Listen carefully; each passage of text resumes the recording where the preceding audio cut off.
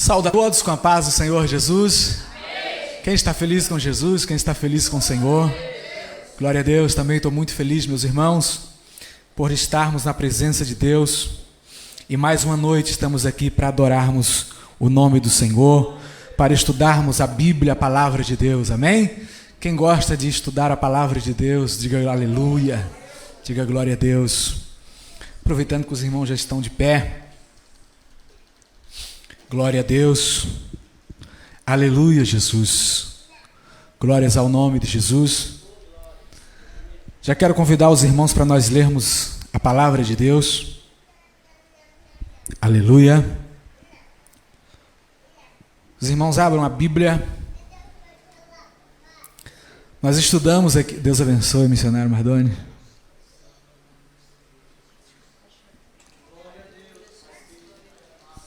Estudamos aqui semana passada e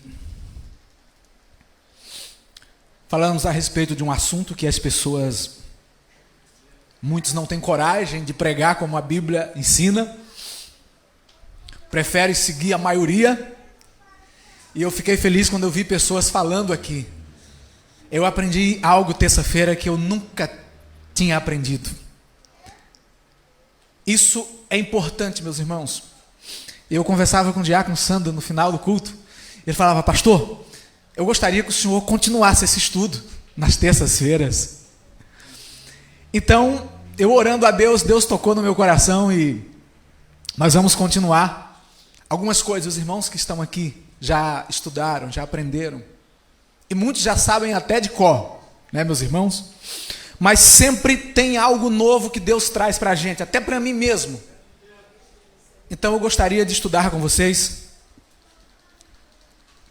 e convido vocês a abrirem as Bíblias no livro do profeta Daniel. Nós vamos ler no capítulo 9. E eu vou pedir toda a atenção dos irmãos, até porque eu sei que a palavra de Deus ela já chama a atenção dos ouvintes. E você que tiver uma caneta, um lápis, anotem aí os versículos para depois você estudar em casa, examinar em casa, para ver se o que o pregador pregou realmente está baseado e extraído da palavra de Deus. Amém, meus irmãos? Daniel capítulo 9, vamos ler os versículos 25, 26 e 27. E na hora da mensagem eu quero pedir também a colaboração dos irmãos para que me ajudem a ler a Bíblia, amém? Acompanhar comigo, amém, meus irmãos? Daniel no capítulo 9, a partir do versículo 25.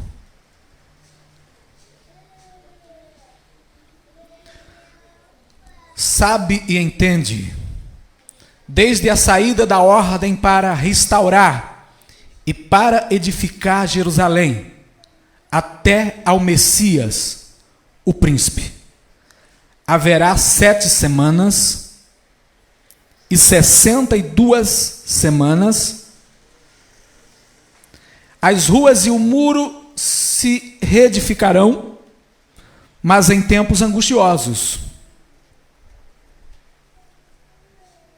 E depois das 62 semanas será cortado o Messias, mas não para si mesmo.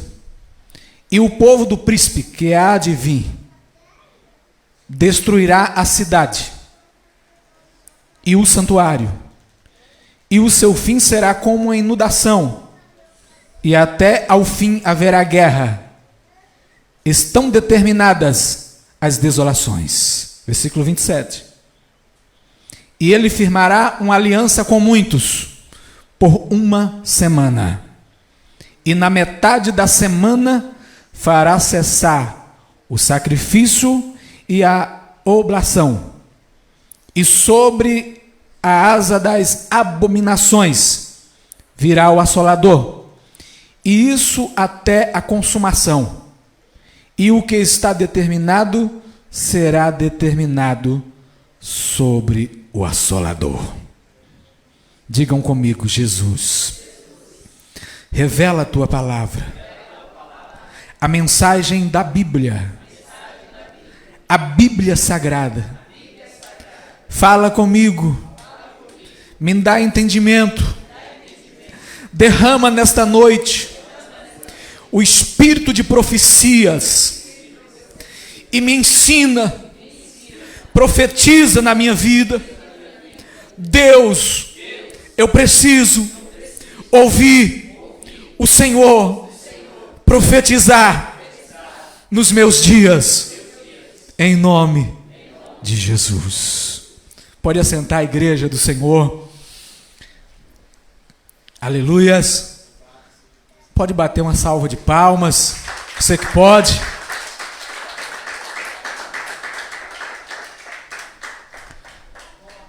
Glória a Deus.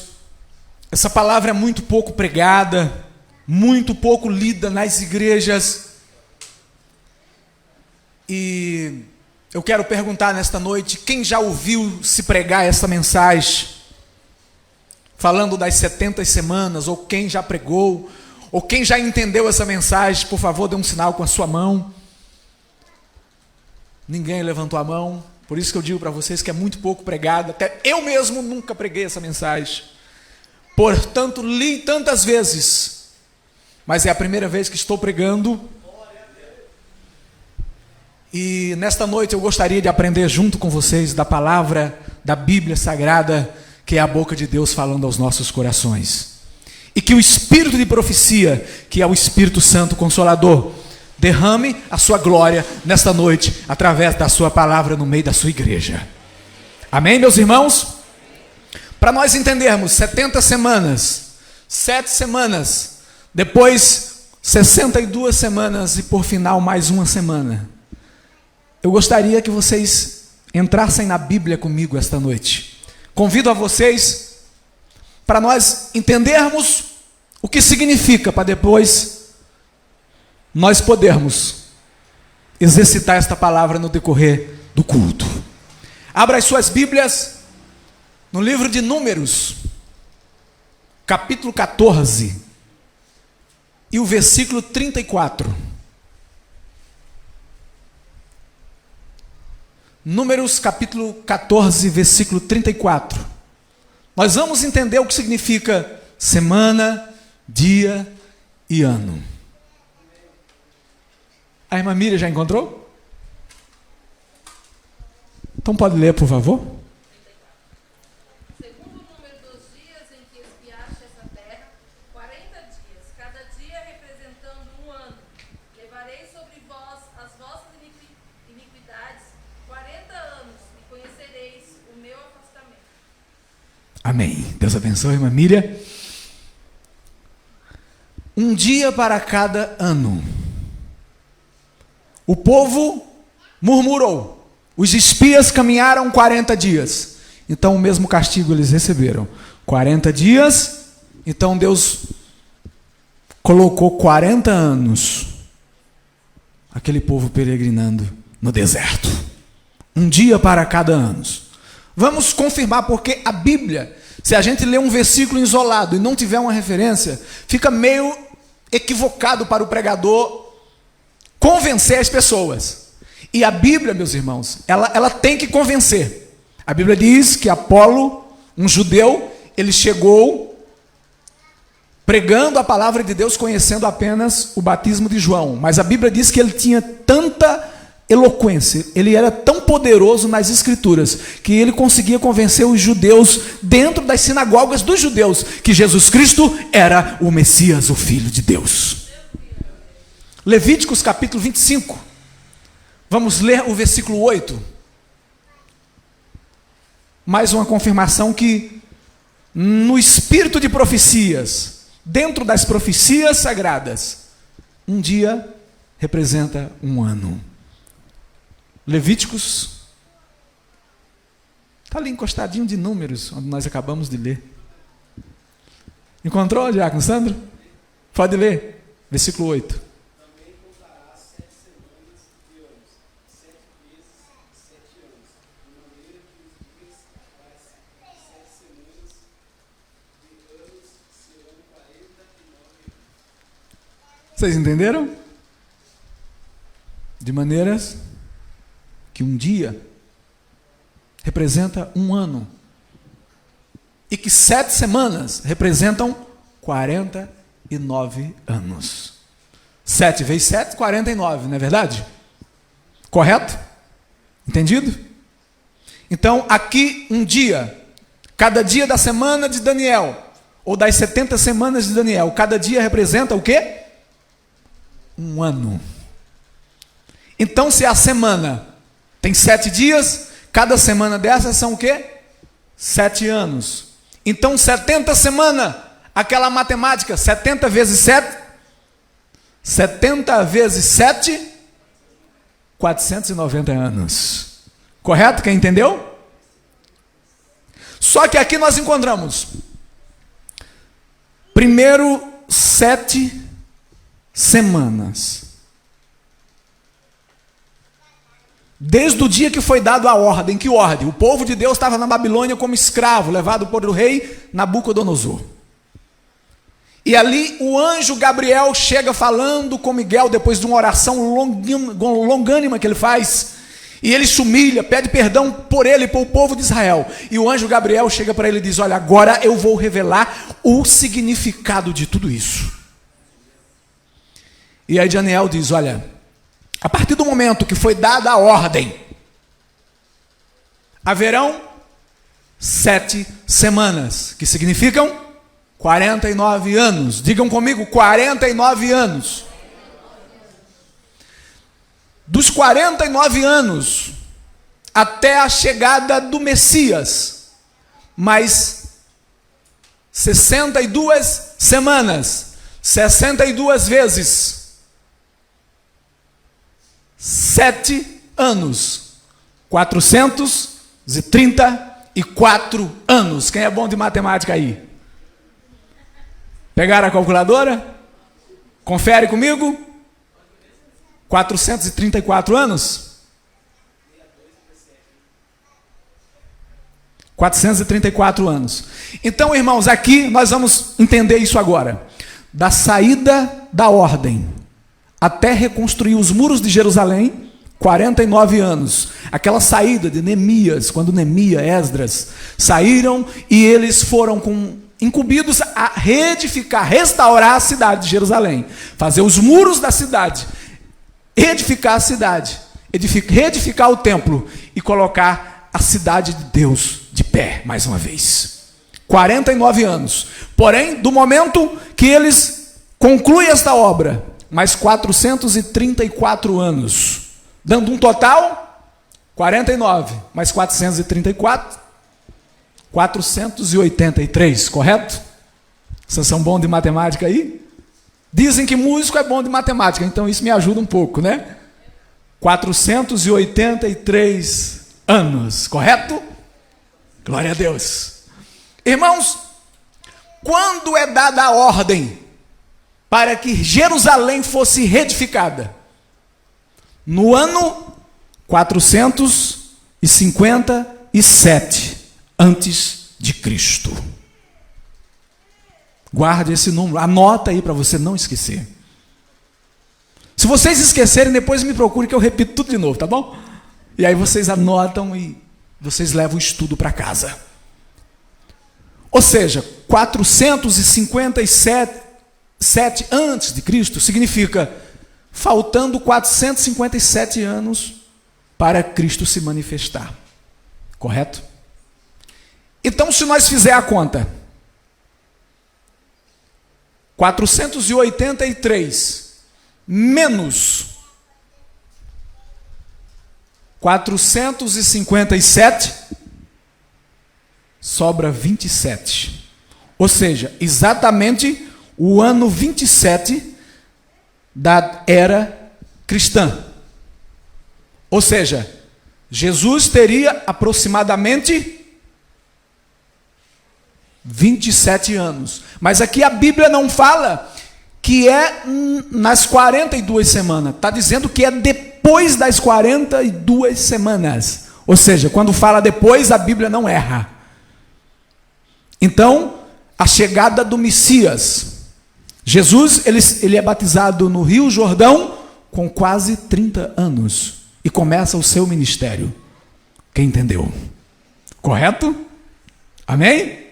Glória a Deus. Então, essa profecia de 7 semanas, 62 semanas, encerra na vinda do Messias. Só que aqui começa uma nova etapa. Alguns teólogos, alguns estudiosos dizem que essa semana foi iniciada pelo próprio Messias, mas quando nós lemos o versículo 27, nós entendemos que alguém diferente entra, algum personagem diferente entra aqui. Porque a Bíblia diz, e quando o Messias é tirado, em algumas tradições diz, o Messias será morto. Aí virá o príncipe e destruirá a cidade, assolará a cidade, haverá derramamentos, rios de sangue, correndo pela cidade. E nós sabemos que no ano 70, ou seja, aproximadamente 36 anos, 35, 36 anos depois que Cristo ressuscita e é levado aos céus, o general Tito, ele vem novamente, destrói toda a cidade de Jerusalém, destrói os muros, destrói o templo, blasfema contra o templo. E ali começa algo de destruição. Quem está entendendo? Destrói tudo. E aqui a Bíblia diz que haverá assolação até o fim. Quando Daniel está falando com Deus, ainda no livro de Daniel, capítulo 12, não precisa vocês lerem, mas anotem aí. Daniel capítulo 12, versículo 9, ele não entende a visão, ele não entende as coisas. Ele pede a Deus misericórdia para que ele entenda. E o Senhor diz, olha Daniel, sela estas palavras, porque elas estão seladas, estão escondidas e só serão reveladas no tempo do fim. Ou seja, nem Daniel não entendeu, meus irmãos. Amém? Digam aleluias. E aí o general Tito, ele vem e destrói a cidade de Jerusalém. E quando nós lemos a Bíblia, em Mateus, no capítulo 24, do versículo 15 ao versículo 21, é muito interessante essa leitura. Se alguém já encontrou, por favor, pode ler. Mateus capítulo 24, do versículo 15 ao versículo 21. Por favor, se aproxime mais, para que os irmãos possam ouvir. Amém? Pode se aproximar mais, missionário. Do 15 ao 21. Quando, pois, vides que a abominação da desolação de que falou o profeta Daniel estava no lugar santo, quem entenda, então os que estiverem na Judéia, que fujam para os montes, que estiver sobre o telhado, não desça a tirar alguma coisa de sua casa. E quem estiver no campo, não volte atrás a buscar as suas vestes. Mas ai das grávidas e das que amamentam naqueles dias. E orai para que a vossa fuga não aconteça no inverno, nem no sábado, porque haverá então grandes aflições, como nunca houve desde o princípio do mundo até agora, nem pouco haverá jamais. Amém. Então, aqui, meus irmãos, eu quero abrir parênteses nesse estudo, porque há algumas interpretações, e alguns dizem que quando o general Tito ele entra em Jerusalém, a história diz que os soldados de Roma, eles pegavam as mulheres grávidas, e eles abriam as mulheres ao meio, e tiravam aquelas crianças ainda informes, e outras já quase no dia de nascer, mas eles não tinham dó. A crueldade daqueles homens, daqueles soldados, era terríveis, e as crianças de colo, eles pegavam e partiam ao meio aquelas crianças.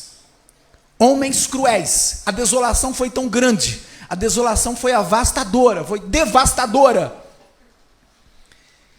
E como são profecias, embora tenha acontecido, nós não podemos dizer que não pode acontecer de novo. Profecias se repetem. A palavra de Deus na boca de um profeta também se repete. Eliseu abriu as águas do Rio Jordão, mas Josué também abriu. Amém? Elias orou para que ressuscitasse. Eliseu orou e o filho também ressuscitou. Ou seja, Sadraque, Mesaque e Abednego foram lançados na fornalha ardente e Deus livrou do fogo. A história também diz que o apóstolo João foi jogado dentro de um tacho de óleo fervendo. E quando tiraram ele de dentro daquele tacho de azeite quente fervendo, o homem estava do mesmo jeito, não tinha acontecido nada, Deus também os livrou.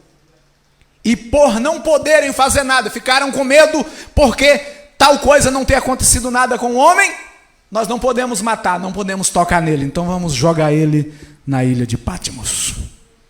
Eles não sabiam que estavam fazendo um favor para Deus, porque ali Jesus ia se revelar através da revelação do Apocalipse. Amém? Todos digam aleluia. Todos digam glória a Deus. É aqui que eu quero entrar com vocês nesta noite. Entenderam as 7 semanas? Entenderam as profecias?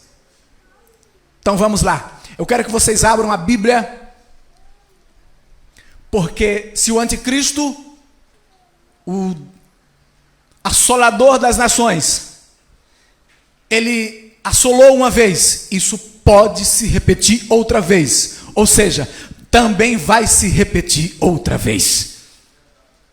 Apocalipse capítulo 13, versículos 16, 17 e 18. E eu gostaria que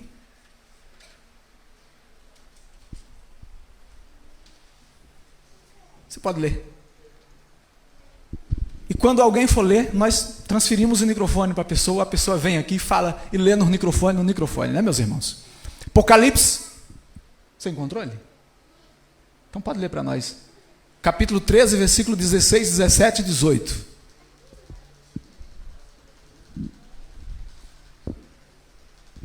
A todos, os pequenos e os grandes, os ricos e os pobres, os livres e os escravos, faz que lhe seja dada certa marca sobre a mão direita ou sobre a fronte, para que ninguém possa comprar ou vender, senão aquele que tem a marca, o nome da besta ou o número do seu nome. Aqui está a sabedoria. Aquele que tem entendimento, calcule o número da besta, pois é o número de homem. Ora, esse número é 666. Nós não temos muito tempo para explanar isso aqui, meus irmãos, porque temos mais referências bíblicas. Mas o que é o 666? Igualdade. Tudo igual. Esse é um dos objetivos do anticristo. Deixar todo mundo igual. Mulher se vestindo como homem, homem se vestindo como mulher, e é tudo normal. Homem casando com homem, mulher casando com mulher, e é tudo normal. Igualdade. Pai não respeita filhos, filhos não respeitam os pais. Sentimentos amorosos de famílias, laços de famílias, respeito, não haverá mais. Igualdade, tudo é igual, tudo é comum. Comunismo nas vidas das pessoas. E muitas outras coisas que acontecerão. Mas o objetivo do anticristo aqui, o principal, é que as pessoas que não tenham essa marca não possam comprar e nem vender. E aí alguém pode dizer, irmão, por que você está pregando isso? Porque pregaram para mim, pregaram para você, eu sei disso. Pregam até hoje, que quando houver essa marca, a igreja não estará mais aqui. Dizem que a igreja não está mais aqui quando houver essa marca, e esses dias eu fiquei preocupado, porque eu vi um grande pregador, famoso pregador, pregando e dizendo: irmão, você pode colocar marca na mão, você pode colocar marca na testa, pode colocar chip aonde você quiser, porque quando o anticristo vier, a igreja já foi arrebatada. Eu fiquei preocupado, meus irmãos. Fiquei muito preocupado, porque sem perceber ou sabendo o que está fazendo, este pregador está trabalhando, está preparando o caminho para o anticristo na terra.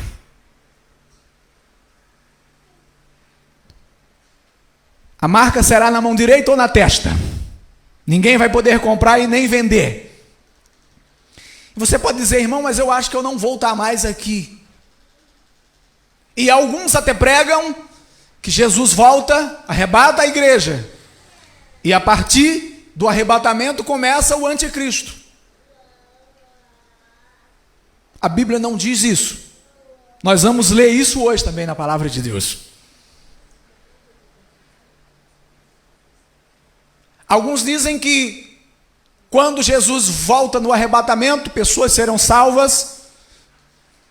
Alguns pregam que o Espírito Santo será levado junto com a igreja no arrebatamento, e quem ficar aqui ficará sem o Espírito Santo, e aí vai ter que morrer, porque pregam que se fecha o tempo da graça na hora do arrebatamento.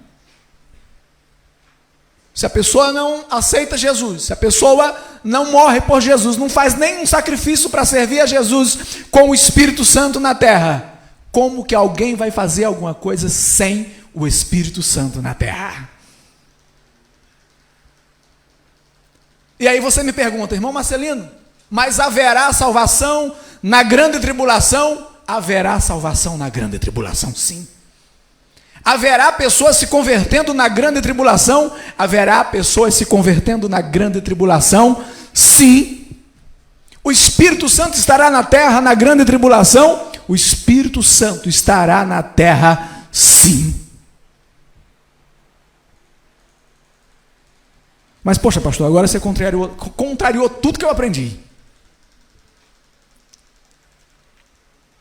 O Espírito Santo estará na terra, sim. Haverá salvação? Haverá, sim. Abra as vossas Bíblias. Apocalipse, capítulo 7, do versículo 13 ao 14. Esses dois versículos serão suficientes para nós entendermos. Por favor, venha ler no microfone aqui. Quem encontrou? Quem encontrou pode ler no microfone aqui para a gente entender. Corre aqui. Apocalipse capítulo 7, versículo 13 e 14.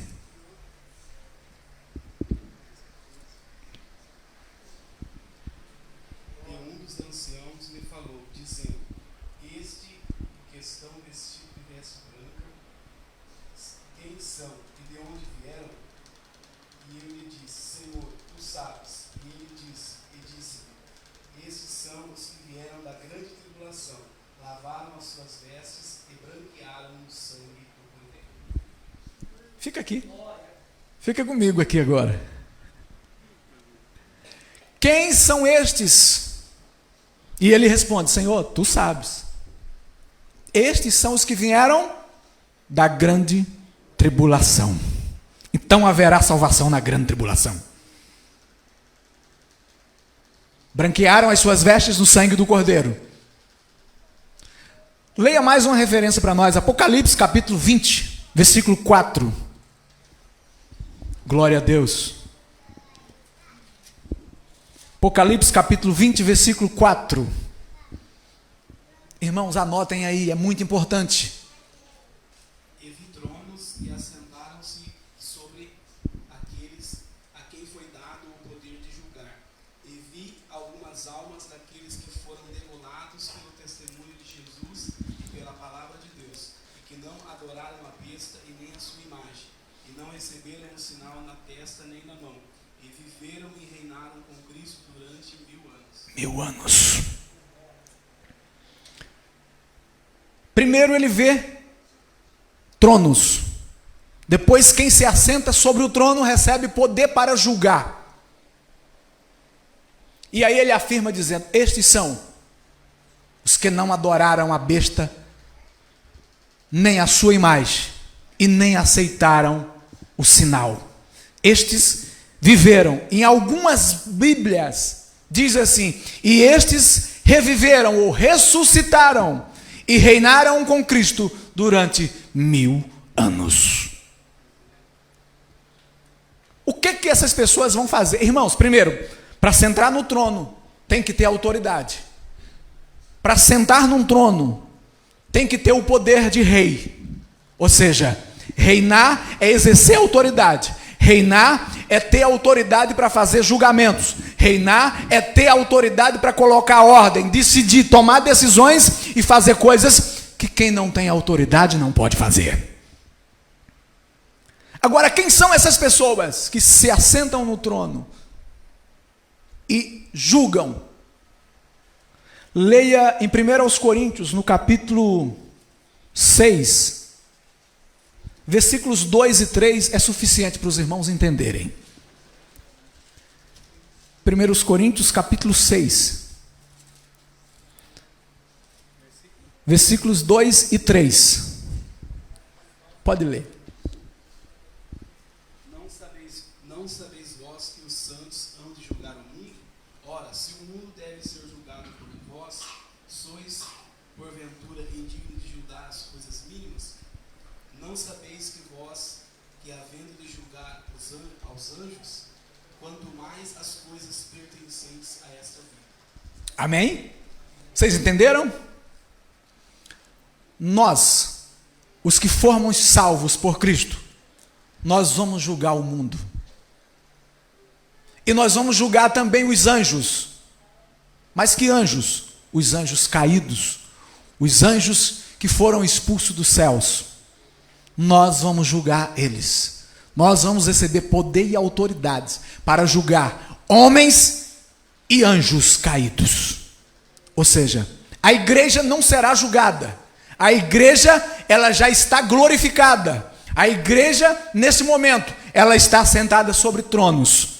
E ela tem o poder de julgar as nações. Sabe aquela pessoa que te julgava tanto?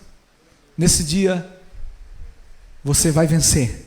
E você vai ter o privilégio de decidir a sentença daquela pessoa. Pode? No estudo de terça-feira, o senhor estava falando que o senhor citou sobre as notícias que vai dizer na televisão que isso não vai chegar a acontecer, não é isso? Amém. Não é isso? Isso.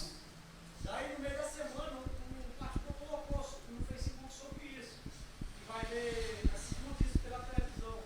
Daí o senhor falou que é que o... Já entendi sua pergunta, já vou te responder. Nós vamos responder dentro da Bíblia, amém? Já entendi sua pergunta, amém? Deus abençoe você ter feito essa pergunta. Deus te abençoe mesmo. Foi muito rica para o estudo dessa noite. Amém, meus irmãos? Glória a Deus. Então vamos lá. Vamos já entrar na pergunta do irmão. Primeiro, o que acontece? Quando eu tinha os meus 14 anos de idade, aceitei Jesus, comecei a estudar a Bíblia numa igreja que até hoje ela é muito forte na escola dominical. Estudei muito. Eu não faltava uma escola dominical. E lá nós aprendemos que,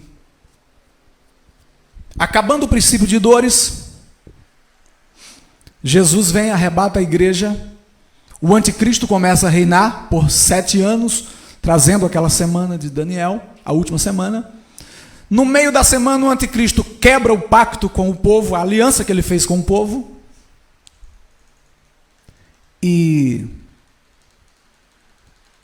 Só que aí, antes do anticristo reinar, a igreja seria arrebatada. E quais os pontos que o dispensacionalismo usa para provar que a igreja é arrebatada antes? A vinda do Senhor será como um relâmpago que sai do Oriente e se mostra ao Ocidente. Primeiro ponto. Segundo ponto, num abrir e fechar de olhos. Terceiro ponto, a vinda do Senhor será como ladrão. Vocês entenderam? Concordam comigo? Relâmpago, abrir e fechar de olhos, e vinda como ladrão. Então vamos entender. A Bíblia diz isso, pastor? Diz. Vamos entender. Porque se nós ler só os versículos, se nós ler o texto sem contexto, nós não vamos entender nada, vamos sair pregando heresias. Temos que ler o texto. Que assunto está sendo tratado na conversa? Que profecia é essa? Vamos entender agora. Vamos ler no no Evangelho de Mateus, ainda no capítulo 24, do versículo 23 ao versículo 27. Pode ler, Diácono Sandro? Então, se alguém vos disser, eis o Cristo está aqui ou ali, não lhes deis crédito, porque surgirão falsos cristos, falsos profetas, e farão tão grandes sinais e prodígio, que se possível fora, enganariam até os escolhidos. E eis que eu vou-lo tenho predito. Portanto, se vos disserem, eis que ele está no deserto, não saiais, ou eis que ele está no interior da casa, não acrediteis, porque assim como o relâmpago que sai do oriente e se mostra até ao ocidente, assim será também a vinda do Filho do Homem. Amém. Versículo 27. Amém. Segura aí. O que que Jesus está dizendo? Haverão muitos falsos profetas nesse tempo. Muitos virão em meu nome, enganarão a muitos, se fosse possível, até os escolhidos. Isso já está acontecendo? Já está acontecendo. Não está? Então nós estamos no princípio de dores, no finalzinho dos princípios de dores. Só que a mensagem de Jesus é o quê? Alertar os discípulos, alertar aos leitores desta profecia.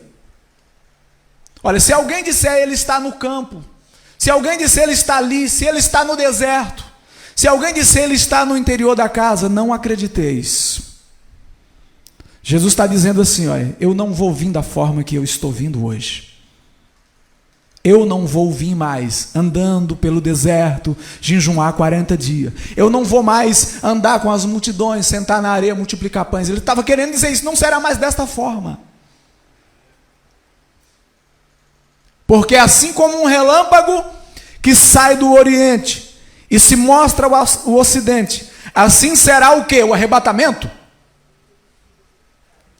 O que está escrito aí? Não é o arrebatamento, é a vinda do Filho do Homem. E alguém está separando o arrebatamento da vinda de Jesus. Eu quero dizer para vocês, meus irmãos, o arrebatamento acontecerá no evento chamado Vinda de Jesus. O que é arrebatamento? É ser tirado por alguém. É você ir levado por alguém, um lugar que você não pode ir. Ou seja, o arrebatamento é a saída da terra à nuvem. Entendeu? Assim como o relâmpago que sai do oriente se mostra presente, será a vinda do Filho do Homem. Está falando da vinda dele, não é de um arrebatamento antes da vinda, é da vinda. A vinda de Jesus. É como ele estivesse dizendo, olha, é a primeira vez. Eu estou vindo montado num jumentinho, todo mundo vivendo nas ruas. Mas na segunda vez, eu vou vir num cavalo branco de poder, de autoridade. Eu vim andando nos barcos do mar da Galileia, mas na segunda vez, eu virei nas nuvens dos céus com poder e grande glória. Vocês estão entendendo? Versículo 29, 30 e 31. Ainda no capítulo 24, versículo 29, 30 e 31. E logo depois da aflição daqueles dias, o sol se escurecerá, e a lua não dará a sua luz, e as estrelas do céu cairão, e as potências do céu serão abaladas. Então aparecerá no céu o sinal do Filho do Homem, e todas as tribos da terra se lamentarão, e verão o Filho do Homem vindo sobre as nuvens do céu com grande poder e glória. Pode ler o 32. E ele enviará os seus anjos com o bicho, clamor de trombeta, os quais ajuntarão os escolhidos desde os quatro ventos, de uma a outra extremidade dos céus. Primeiro, quem é os escolhidos? Será que não é nós, irmãos? Será que não é a igreja? Entendeu? Logo depois daqueles dias o sol escurecerá, a lua não dará luz, as estrelas cairão do céu, potências do céu serão abaladas. Então aparecerá no céu o sinal do Filho do Homem. As tribos verão, se lamentarão. Vocês estão entendendo? Lemos sobre a vinda como um relâmpago. Agora o abrir e fechar de olhos. Vamos ler. Oh, maravilha, o Diácono Santo está aqui. 1 Coríntios, capítulo 15, versículo... Vamos ler o versículo 51, versículo 52. 1 Coríntios, capítulo 15, versículo 51 e 52. Vamos ver como será esse abrir e fechar de olhos. Porque ensinam que pode acontecer qualquer hora. Ninguém vai ver, será secreto, escondido. A igreja desaparece. 51 e 52. Capítulo 15. Versículos 51 e 52. E eis que vos digo um mistério. Na verdade, nem todos dormiremos, mas todos seremos transformados, no abrir e fechar de olhos, antes a última trombeta, porque a trombeta soará e os mortos ressuscitarão incorruptíveis e nós seremos transformados. Vocês entenderam? Como é que é secreto se a trombeta soará? O abrir e fechar de olhos. Vai soar a trombeta. Os mortos ressuscitarão primeiro. Isso aqui é a vinda, isso aqui é o arrebatamento. Eu não encontro outro lugar para colocar esse arrebatamento, a não ser naquilo que fala da vinda e do arrebatamento de Cristo, da igreja de Cristo. Ou seja, a trombeta toca, e é num abrir e fechar de olhos. Os mortos ressuscitam. Irmão, se esse lugar aqui onde nós estamos, na igreja, se aqui algum dia foi um cemitério, não sei, se algum crente que serve a Deus morreu e foi sepultado nesse lugar, e no dia da volta de Jesus Cristo, nós estivermos num culto como esse, cheio de crente, cheio de desviados e pessoas não crentes, e a terra se abrir, vai ser um baque muito grande, meus irmãos. O crente que é batizado com o Espírito Santo vai começar a falar em línguas estranhas. Aquele que não é crente vai começar a fazer o sinal da cruz. E aquele que ainda não é batizado com o Espírito Santo vai receber o Espírito Santo e vai subir num abrir e fechar de olhos. Só para ficar claro, às vezes pode ser uma dúvida que surgiu, também pode ser de alguns irmãos. Então, assim, pela afirmação, quando acontecer o arrebatamento, então será conhecido de todos, né? De todos. Então, por exemplo, como a gente sempre aprendeu, que o arrebatamento seria algo secreto, onde o pessoal ia ficar sabendo depois, né, que um povo sumiu, que a igreja subiu. Então, teoricamente, não é isso. Não é isso. O arrebatamento... Vamos confirmar. Apocalipse capítulo 1, versículo 7. Apocalipse capítulo 1, versículo 7. Já estamos terminando, irmãos. Mas não esqueçam de anotar. Apocalipse capítulo 1, versículo 7. E eis que vem com nuvens, e todo olho o verá, e até mesmo os que o transpassaram, todas as tribos da terra se lamentarão sobre ele. Sim, amém. Amém. Quando o anjo fala amém, não muda. É assim mesmo. Ou seja, todo olho verá. Todo olho verá. Como será secreto se a Bíblia está dizendo que todo olho verá? Alguém tem dito e tem pregado que isso será o retorno de Cristo. Mas a vinda para a salvação não será dividida em duas partes. O arrebatamento e a vinda de Jesus é um evento só. A grande tribulação será antes do arrebatamento. Não pense, meus irmãos, que a igreja vai subir e alguém vai ficar correndo de um lado para outro procurando igreja aqui. Não, na Bíblia não diz isso em lugar nenhum.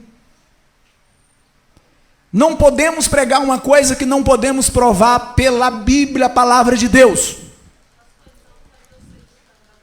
Não, porque é só um arrebatamento, é só uma vinda.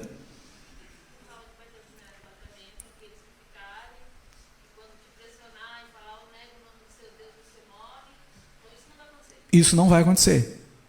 Isso vai acontecer de não negar o nome e morrer, mas não haverá esse arrebatamento antes. Tudo que eles pregam relacionado ao Apocalipse, que a igreja vai passar, que pessoas vão morrer, se não negar o nome de Jesus vão morrer, se não aceitar o sinal da besta vão morrer, tudo isso vai acontecer, mas a igreja vai estar aqui, o Espírito Santo vai estar aqui. As igrejas que não estão se preparando para este momento vão ser surpreendidos, meus irmãos, porque nesses dias eles já aceitaram o sinal da besta, eles já estarão comprando e vendendo e pregando nos púlpitos das igrejas, mas aquele que for fiel vai estar sofrendo, porque não vai ter comida, não vai poder comprar, não vai poder vender. Por isso que em Apocalipse diz, aí há paciência e fé dos santos. Paciência e fé dos santos. Não vai acontecer isso, não tem dois arrebatamentos. Eu estou falando desde o começo do culto, é um evento só. Vamos ter esse chip da cabeça.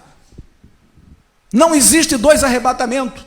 É um arrebatamento na hora da vinda de Jesus. Arrebatamento e vinda de Jesus é uma coisa só. Grande tribulação vai acontecer aqui, sem arrebatamento nenhum. A igreja vai estar aqui. Se alguém não quiser estar aqui, vai ter que se suicidar ou morrer antes. Porque Jesus não vai voltar assim, sem antes cumprir a palavra dele. A palavra vai se cumprir, meus irmãos. O sinal da besta vai se manifestar. Pessoas vão aceitar. O crente fiel vai ser pressionado. Entendeu? Você vai estar com seu salário no banco lá, mas você não pode tirar, se você não colocar o sinal da besta. O cartão digital lá no caixa eletrônico não vai funcionar mais. Você será obrigado a aceitar para poder receber o seu pagamento no final do mês. Por isso que as pessoas serão forçadas. Quem não tiver o sinal não pode comprar e nem vender.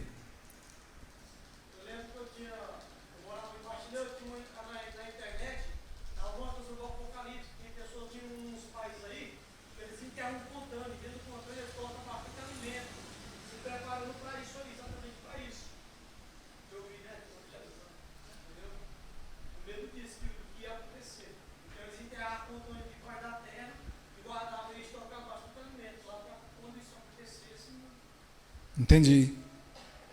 Irmãos, isso que eu estou pregando para vocês, não se desvie por nada.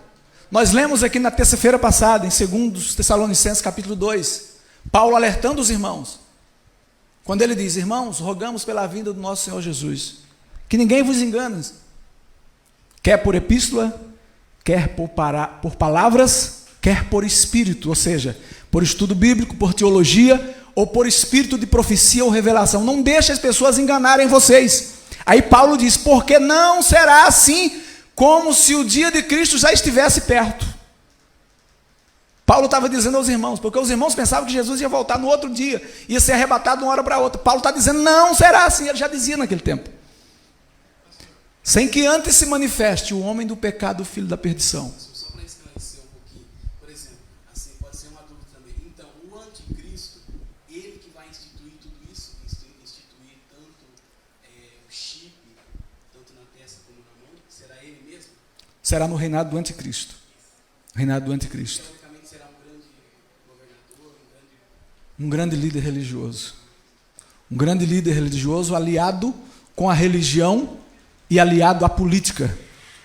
Ele é um líder que se infiltra na religião e se alia com os poderes religiosos, com os poderes políticos. Ele terá o apoio. Ele fará aliança. Uma das grandes guerras que vivem travada e chama a atenção do mundo inteiro é a Palestina e Israel. Os irmãos sabem, quando a Bíblia fala que um príncipe virá e destruirá o templo, os irmãos sabem que no lugar que era o templo de Salomão, hoje está a mesquita dos muçulmanos. Os irmãos sabem disso. Israel planeja construir o terceiro templo, para começar novamente a fazer os sacrifícios.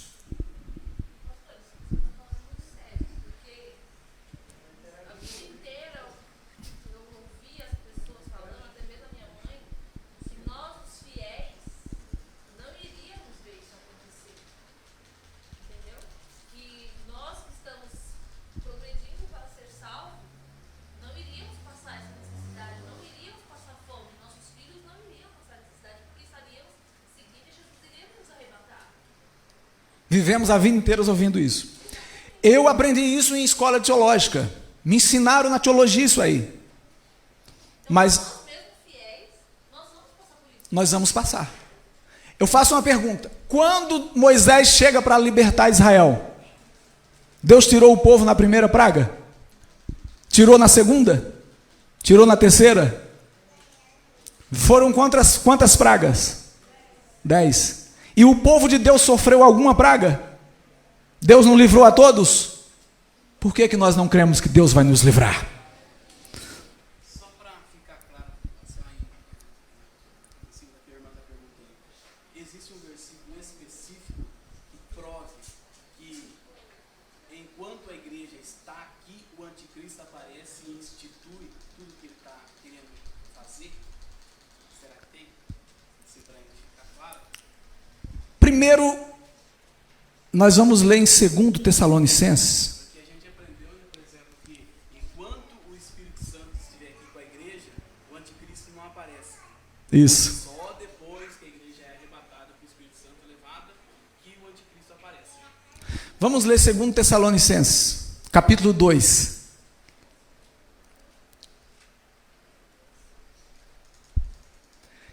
Isso aqui está falando exatamente do anticristo. Versículo 1. 2 Tessalonicenses, capítulo 2, a partir do versículo 1. É bom os irmãos fazerem perguntas. É muito bom.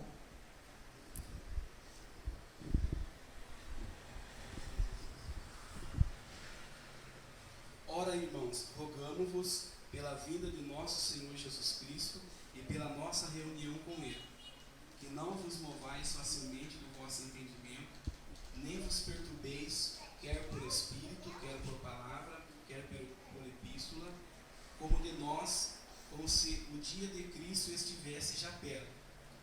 Ninguém de maneira alguma vos engane, porque não será assim, sem que antes venha a apostasia e se manifeste o homem do pecado, o filho da perdição. Segura um pouquinho.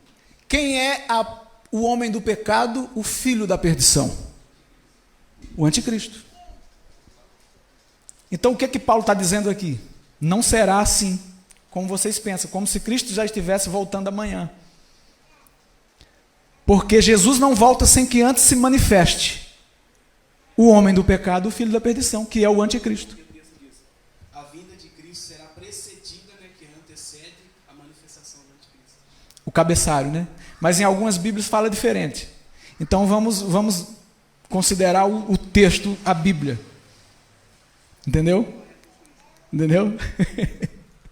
Que, algumas Bíblias vai falar diferente do que está na sua. Cada tradução tem essa... É como... o que a irmã perguntou ali, voltando, a primeira e segunda vinda. Um arrebatamento e uma vinda depois, não é isso a pergunta da irmã? Quer ver? Leia em Hebreus, capítulo 9, versículo 27 e 28.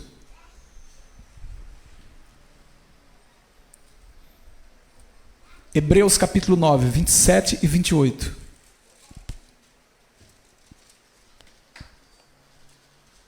E como aos homens está ordenado a morrerem uma vez, vindo depois disso o juízo, assim também Cristo, oferecendo-se uma vez para tirar os pecados de muitos, aparecerá segunda vez sem pecado aos que esperam para a salvação. Ou seja, Jesus vai voltar mais duas vezes? Ele já veio uma, não já? Ele já veio uma. E aqui está dizendo que assim como aos homens está destinado a morrer uma só vez e vindo depois do juízo, assim também Jesus voltará outra vez sem pecado para a salvação daqueles que creem. Ou seja, ele não vem duas vezes, ele só vem uma. Porque a primeira ele já veio. Correto? Vocês entenderam a leitura? Entenderam o versículo? A primeira ele já veio, morreu por nós. Agora a segunda ele virá para a salvação. Ou seja, não tem um arrebatamento e depois outra vinda para a salvação. Não, agora depois que ele levar a igreja, depois dos 1000 anos, aí sim, a igreja retornará com Cristo, que é o que nós lemos aqui em Apocalipse 21. A cidade santa, a nova Jerusalém, descerá para a terra com a igreja. A igreja de Jesus já virá na nova Jerusalém. E Deus vai fazer nova todas as coisas. Novos céus e nova terra. Entendido? O retorno de Cristo, que aí, no retorno de Cristo, depois dos 1000 anos, as pessoas estão confundindo o retorno depois dos 1000 anos com um arrebatamento e uma vinda. Porque eles ensinam que o arrebatamento será a qualquer hora, depois de 7 anos haverá a vinda de Jesus, e depois 1000 anos na terra, num paraíso na terra. Só que a Bíblia não fala desse paraíso na terra, a Bíblia fala da eternidade na terra. Não é 1000 anos na terra. Esses 1000 anos será com Cristo. Nesses 1000 anos nós receberemos o poder de julgar o mundo, julgar os anjos, o mundo perdido. Esse poder nós receberemos. Por quê? Quando Jesus voltar, não vai ficar ninguém vivo nessa terra, meus irmãos. Agora vamos ler a vinda como ladrão, que eles usam para dizer que será como ladrão. 2 Pedro capítulo 3, versículo 10. Aqui nós fecha, tá bom? Não gosto de terminar o culto tarde, mas hoje os irmãos fizeram pergunta, então nós estamos respondendo, amém? 2 Pedro, capítulo 3, versículo 10. Pode ler para nós, pastor Sandro.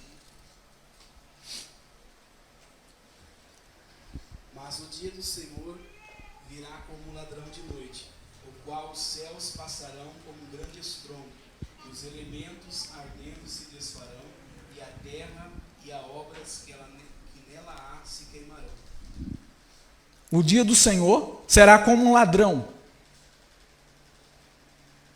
e vem ardendo, aonde os elementos da terra se desfarão, e as obras que há na terra se queimarão. Ou seja, não vai ficar nada aqui, meus irmãos. Como diz em Malaquias capítulo 4, né?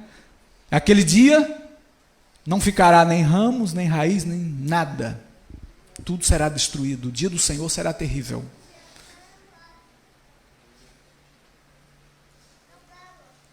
Aí passando os 1000 anos, a igreja será levada. 1000 anos. Esses 1000 anos, a igreja estará com Cristo. Porque nós lemos em Apocalipse aqui capítulo 20. Satanás será preso, a igreja recebe o poder de julgar, os demônios e os homens serão julgados. E aí no versículo 5 de Apocalipse, no capítulo 20, versículo 5, a Bíblia diz assim, depois vocês leiam aí. E o restante dos mortos não reviveram, até que os 1000 anos se acabaram. Ou seja, os salvos ressuscitam, a igreja é levada, e o restante dos mortos vão ficar sepultados por 1000 anos. Acabando os 1000 anos, eles ressuscitam. Apocalipse 20, versículo 5. Então, como o pastor está falando, no caso, quando Jesus volta, arrebata a igreja, né? Os mortos que não foram salvos, né? E as pessoas também que estavam vivas? Morrem também. Morrem automaticamente. Morre, não fica ninguém vivo. Porque nós lemos em Pedro aqui, que os elementos da terra se desfarão, e as obras que nela há se queimarão, não fica nada. É porque a gente tinha aprendido, como diz que após o arrebatamento viria a grande tribulação. Mas a grande tribulação é antes. Mas tudo acontecerá antes. Tudo é um processo só. Não tem essa brincadeira de vem e volta, não. Arrepende-te porque ele virá. Salvação é salvação. Vocês estão entendendo? Com Deus a coisa é séria. As pessoas começaram a brincar. Teologia começou a ser mais importante do que está escrito na Bíblia. A minha mente dava um nó nisso aí, meus irmãos. Eu lia, estudava, trazia a apostila para casa e ficava, meu Deus, mas está errado. Não está batendo com o que a Bíblia diz. Até que chegou uma hora que eu digo, não, eu tenho que estudar novamente. Examinar novamente. Aí as coisas vieram para o lugar certo. E para pregar isso aqui? Porque 90% das pessoas que ouvem não entendem e 50% não acredita quando você prega. E se você estiver na dúvida também, aí você não convence a pessoa da verdade. Então era muito difícil, foi muito difícil para mim. Mas só que eu quero dizer para vocês que não é só eu que prego assim, não. Tem muitas igrejas pregando assim. Tem muitas faculdades teológicas pregando assim. Tem muitas pessoas pregando como eu estou pregando também. E aqueles que são fiéis a Deus, que são salvos, vão começar a pregar dessa forma. Porque se não pregar, meus irmãos, dessa forma, as pessoas vão aceitar o chip, o carimbo, o sinal da besta. E quando Jesus voltar, está todo mundo chipado aí, todo mundo com o sinal da besta. E como é que a igreja vai morar no céu? A igreja tem que saber que quem estiver aqui vai passar por isso, vai estar aqui, a igreja vai estar aqui. O arrebatamento será a vinda de Jesus. Não são dois eventos, a Bíblia não diz isso em lugar nenhum. Nós lemos aqui. Relâmpago, abrir e fechar de olhos, e como ladrão. Será tudo na vinda de Jesus, não é um acontecimento antes, não. É na vinda de Jesus. Seria muito bom, meus irmãos. Eu gostaria que fosse assim. Nós subiríamos e não sofríamos nada, seria bom demais. Os apóstolos, coitados, né? Sofreram, morreram crucificados. E a igreja, principalmente, irmãos, a igreja que não quer compromisso com Deus. Que é só pula-pula, que não dá para diferenciar do mundo. São os que mais acreditam nessa história. Agora eu pergunto para vocês, se Jesus voltar agora, meus irmãos, nesse abrir e fechar de olhos, e for agora, vocês acham que vai subir uma multidão para o céu? Da forma que o mundo está? Não, meus irmãos.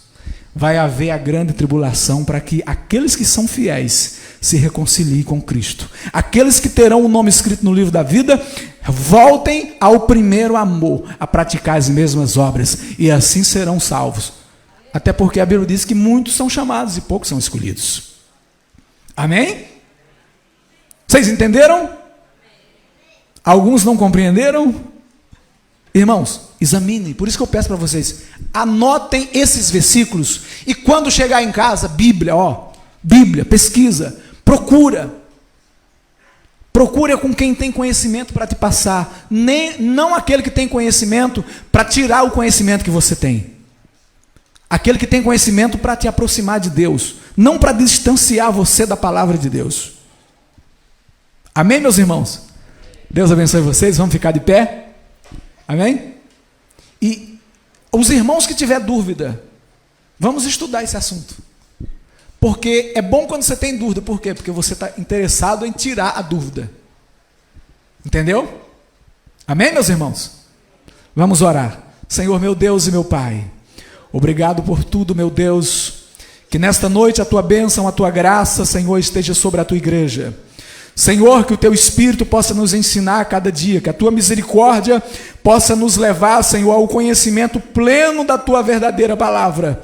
Ó Espírito Santo, prepara o teu povo, prepara a tua igreja, não, Senhor, só para festas, mas prepara a tua igreja para triunfar nas lutas, para triunfar nas provações, para enfrentar, meu Deus, ainda que seja a morte, ainda que seja, meu Deus, o desprezo de todos, mas que a tua igreja não desista, porque aquele que perseverar até o fim será salvo. Amém. Deus abençoe vocês. Pode aplaudir o nome do Senhor Jesus. Deus abençoe.